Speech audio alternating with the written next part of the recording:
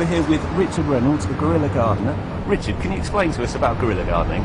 Guerrilla gardening is gardening beyond your boundaries, so generally public space and generally neglected space, and it's just going out there and doing it, which means that technically that is actually illegal, but I've been doing it for years and never got in trouble, and I'm not particularly secretive about it either. It's just simpler for us to go and do it and those in charge to kind of turn a blind eye. That's what it's been like until now.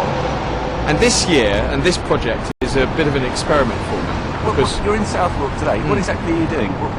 What we're doing today is not guerrilla gardening. I am experimenting with trying to work with the local authorities. So all of the plants here have been paid for by me. The authorities have come along and they're letting us do it, and that's great.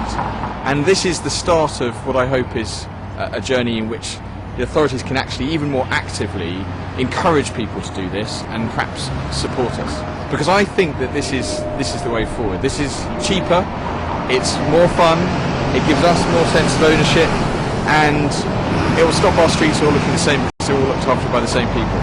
You mentioned costs. Obviously, we just had a huge recession. Councils are looking at where savings can be made. Is planting one of the things that might be cut? The cost of contractors doing the gardening in our streets is ridiculous. Even charities planting trees are paying hundreds of pounds per tree. I heard from one that to water a small flower bed in the middle of the road cost him £600, so he just didn't do it. And then the plants died, and then they put them in again. It's ridiculous. It's not sustainable to have trucks of people and machinery going around looking after our flower beds. It's crazy. Much simpler is if you just look after the little patch outside where you live. So the cost of all of this was about £150.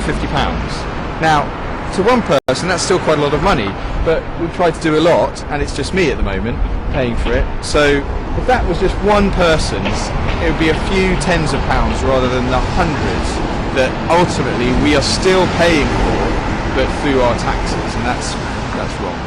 Thank you very much.